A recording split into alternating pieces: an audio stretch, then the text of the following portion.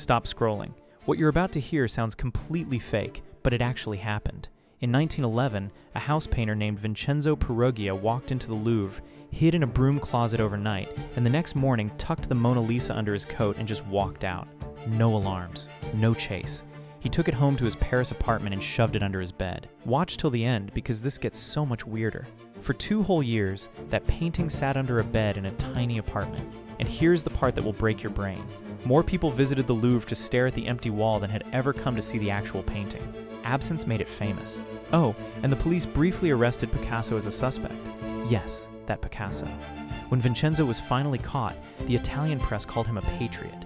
He believed he was returning stolen Italian art to its homeland. The judge gave him just 7 months.